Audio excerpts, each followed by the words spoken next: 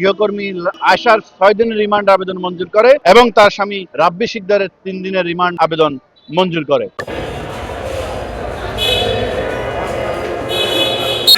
সময় নাই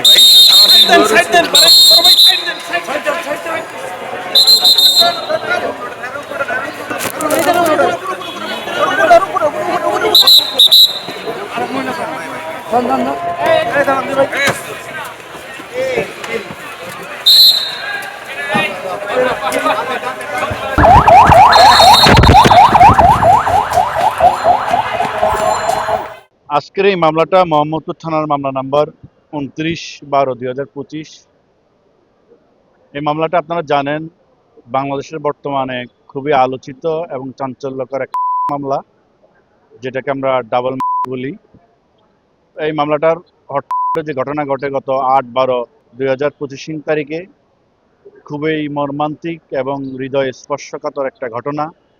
যেই ঘটনায় সারা বাংলাদেশ স্তব্ধ হয়ে গেছে এবং শোকাহত হয়েছে। একই সাথে ঘটনাস্থলে মা এবং মেয়ের এর চেয়ে বেদনাদায়ক ঘটনার হতে পারে না। এই মামলার যে আসামি আজকে আমরা আদালতে তুলেছি, গৃহকর্ত্রী আয়েশা এবং গৃহকর্মী আয়েশা এবং তার স্বামী রাব্বি শিকদার। এই ঘটনার যে ভিকটিম আফরোজা, লায়লা আফরোজা এবং নাফিসা লাওয়াল বিনতে আজিজ, এই লায়লা আফরোজের বাসায় ঘটনার 4 দিন আগে এই গৃহকর্মী গৃহকাজে নিয়োগ প্রায় 4 দিন পরে যে ঘটনা ঘটে, সেই ঘটনার একদিন আগে আমরা যে আসামিকে গ্রেপ্তারের পরে আসামির নিকট যে তথ্যপত্র পেয়েছি এবং প্রাথমিক তদন্ত যেটা পেয়েছি, আসামি ঘটনার একদিন আগে তার বাসা থেকে 2000 টাকা চুরি করে মাত্র। এই 2000 টাকা চুরি করার বিষয়ে গৃহকর্ত্রী লায়লা আফরোজ পরের দিন যখন ঘটনার দিন কাজে আসে, তখন তাকে জিজ্ঞাসাবাদ করলে এবং বলে যে তুমি চুরি করেছো, আমরা পুলিশ ডাকবো।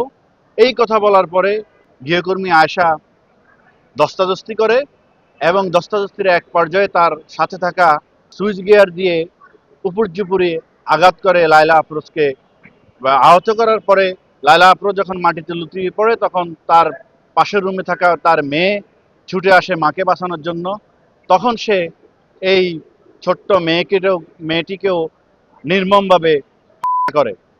এই ঘটনা যখন সারা বাংলাদেশে জানাজানি হয়, আমাদের চৌকস আইনশৃঙ্খলা বাহিনী তথ্য প্রযুক্তির মাধ্যমে এই আসামিকে ঝালকাঠির নলছটির থানা থেকে তার স্বামীর বাড়ি থেকে গ্রেপ্তার করতে সক্ষম হয় এবং তার কাছ থেকে গ্রেপ্তারের পরে যে সে যখন ঘটনার সময় বাসা থেকে যে চুরিকৃত মালামাল লুণ্ঠন করে নিয়ে যায়, একটা ল্যাপটপ এবং একটা স্বর্ণের চুড়ি এবং একটা স্বর্ণের কানের দুল, স্বর্ণের চেইন তার কাছ থেকে উদ্ধার করে। আমরা আজকে বিজ্ঞ আদালতকে বলেছি এটা একটা হৃদয় স্পর্শকাতর ঘটনা। একসাথে মা মেয়েকে জঘন্যভাবে হত্যা করেছে এই আসামি। এই আসামির পূর্ব কোনো পরিকল্পনা ছিল কিনা, বা এই আসামি এই ঘটনাস্থলে হত্যা করার জন্য যে চাকু নিয়ে এসেছে, সুইচ গিয়ার নিয়ে এসেছে, তার নিশ্চয়ই কোনো পরিকল্পনা ছিল। তার পরিকল্পনার অংশ হিসাবে তার সাথে আরও কেউ জড়িত আছে কিনা এবং এই পরিকল্পনার অংশ হিসাবে এই মামলার আরও কারো সম্পৃক্ততা আছে কিনা, সেইটা আমরা তদন্তের স্বার্থে বের করতে হবে এবং এই হত্যাকাণ্ডে আরও কোনো অস্ত্র ব্যবহার হয়েছে কিনা সেইগুলা অস্ত্র উদ্ধার করতে হবে এবং চোরাইকৃত মালামাল উদ্ধার করতে হবে। উদ্ধারের স্বার্থে এই আসামিকে আমরা সর্বোচ্চ 10 দিনের রিমান্ড আবেদন করি।